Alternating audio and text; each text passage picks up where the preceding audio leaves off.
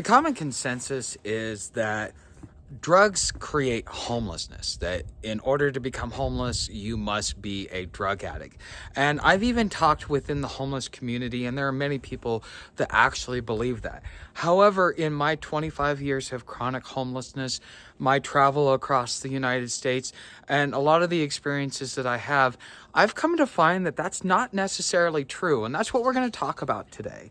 Because the thing is when I see the drug epidemic to be, it's a cross between two things. One is you have people that are dealing with work injuries or that go to the doctor for something, and then next thing you know, because of the medications and the prescriptions that they're giving them, they're creating addicts. And the pharmaceutical industry has a natural attrition rate. They're okay with a certain amount of people becoming drug addicts. They're okay with destroying a certain amount of people's lives.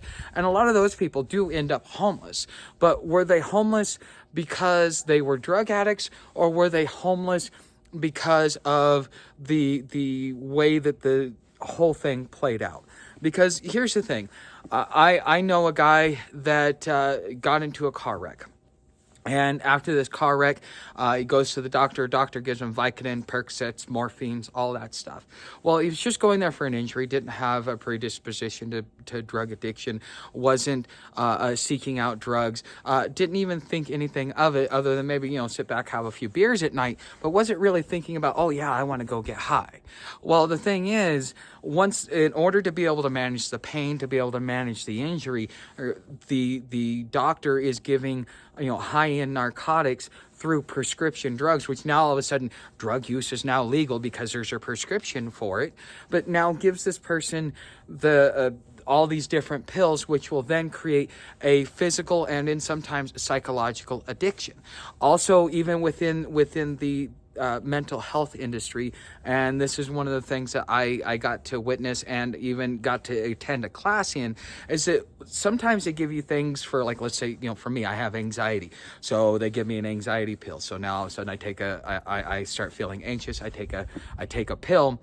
And then what happens is you start training your body to perform for a treat, because it doesn't see that medication as something there to help you. What your body is actually doing is interpreting it as a treat. So every time it wants that treat, it's now going to send you into a panic attack or into heightened anxiety, to now where you're forced to take that because now your body has created some sort of psychological dependency on it, because again, it sees it as a treat, even though you're using it in a way to be able to make yourself better. Okay, that's just one side of the full addiction. Now, how did any of this create homelessness? And was this person a drug addict seeking drugs, or not in the right place when they were doing all this? No, they were not.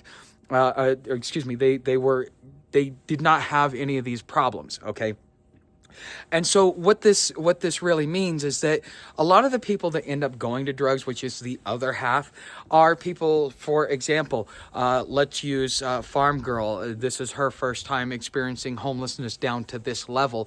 And the amount of depression that it sent her into, the lack of self-worth, and all these other things. Now, was she a drug addict before she came out? No, she wasn't. What ends up happening is that through just the overall circumstances, the way that we go through the grieving process and so on and so forth, if she didn't have me there, there's a very high likelihood that somebody could have come along and said, here, try this. This will help you. Most people that deal with depression end up dealing with it by taking uppers like methamphetamines and Molly or fentanyl and things like that, because what they're looking for is they're down in the dumps and they need something to pick them up.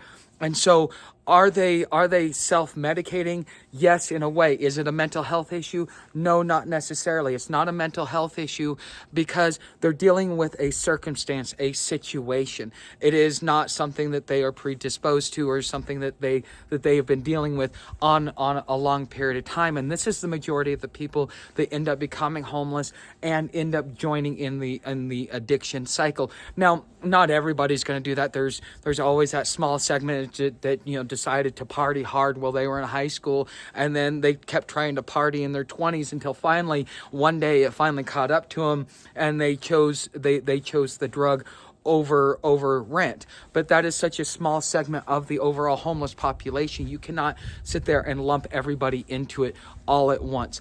A lot of what is going to lead to mental to the addictions that we see out here on the streets has to do with circumstances. It has to do with what's going on up here. If you don't have your mind straight up here. So for example, with Farm Girl, one of the things I keep preaching to her is gratitude, is understand that, it could be much worse. She could actually be on a street corner instead of on a piece of property. She could be in a much worse place. And what happens if she had to sell everything that she had just to tuck tail and go back home to where she's originally from, up in Oregon, and then all of that loss? And then imagine the mental toll that's going to take on her, because not only did she lose everything, but then she's got to tuck tail and go stay at mom and dad's house. And when you reach a certain age, that becomes even more detrimental to your overall mental stability. That therefore, again, that could have led her down that path if she didn't have the right people there encouraging her, telling her, be grateful that it's not worse than what it is. You do have people around you that do want to help you, but instead of being counterproductive to those people, why don't you start trying to bring harmony and start working with those people, because they have your best interest in mind. And sometimes they may not be right about it, but unless you're actually giving it a full faith effort, and you're going out there and working really, really hard to at least, let them help you and guide you along the path in the way that they think that might be of best benefit for you. Again, it may not be right, but at least you got to give it a try. And then you can sit there and say, look, I tried it this way, and this and this and this and this and this happened. This is why this isn't going to work for me. This is why I need to go along a different path. Because what you're doing is you're slowing down the burning of bridges. You are communicating with those that are trying to help you, and you are working yourself towards a more positive outcome. But it really takes a lot of what's going on up here for you to take pause and to step back and realize it's not as bad as it seems. It may seem like the end of the world because I'm not a drug addict. Why am I homeless? Well, most people that become homeless were not drug addicts to begin with. Most people that come homeless had to deal with other things, whether it be economics, whether it be job loss, whether it be poor finances, whether it be a death in the family. There's so many different reasons on why people will become homeless, but it does not automatically mean that the only people that become drug addicts are people with mental health issues and people with the only people that become homeless are people with mental health issues, drug addictions, and criminal records, because that's not necessarily true.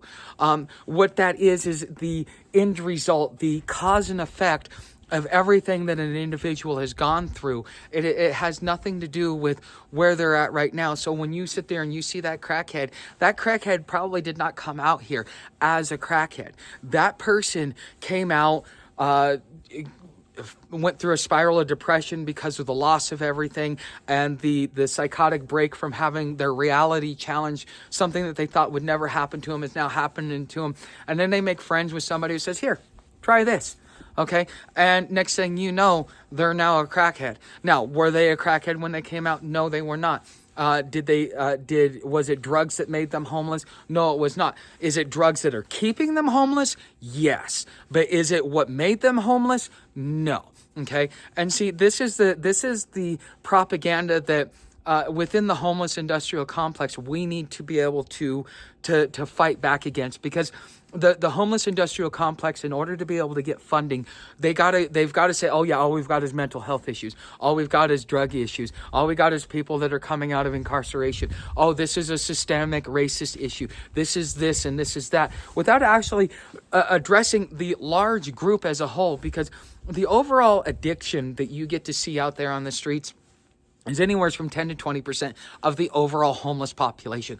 Most of the homeless population have, been able to avoid addiction, or they have dealt with addiction and have gotten away from it, kept themselves clean and sober, but are still homeless. Okay. Does that mean that they're homeless because they're a drug addict? No, that does not mean that they're homeless because of a drug addict. It means that they have other things up here that are going on that they still need to settle.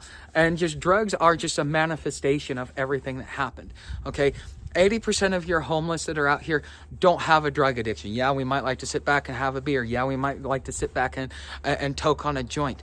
But is that who we are? Can we walk away from it and stuff like that? Right now, I'm getting ready to do a 6 to 9 month detox off of weed, because I've been doing it long enough. It's time to walk away from it. So am I a drug addict? Did I become homeless because I'm a stoner? No, I didn't become homeless because I was a stoner. I became homeless because of my pride, if you really want to get down to it. Is after losing my business, I chose to continue to work for myself instead of swallowing my pride and going and working for someone else and getting treated less than human by an employer that thought that I had no right to exist. And so, I mean, I would have rather been homeless, because that's the way they treat you too.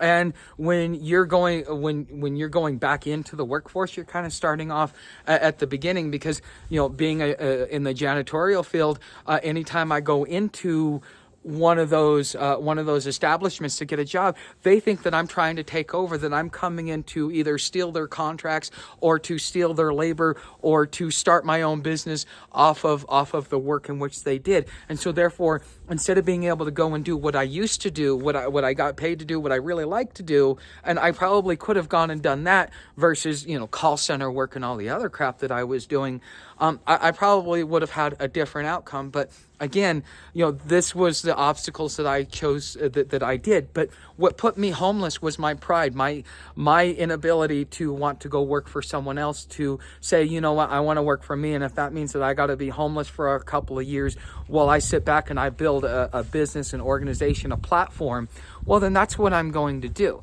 And so did I become homeless because of drugs? No, I did not. I became homeless because of my pride and because my ideology does not let me go that way. And there are going to be a lot of people out here that you're going to see like that. It's a lot more, something like this is a lot more prevalent than somebody that is coming out due to drugs. It's pride, it's ego, it's the inability to bring harmony to your local environment. It's a lot of different things, which is what we're going to be talking about on this channel. Just so you guys know, I'm supported by crowdfunding right now.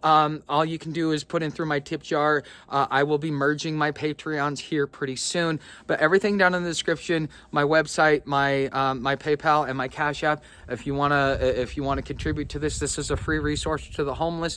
By you putting something in my tip jar, this is what helps me keep going so that I can keep producing the content to make a positive change for the long term within homelessness. So thanks for being here, guys. I hope you learned something, and I look forward to reading your comments down in the comment section.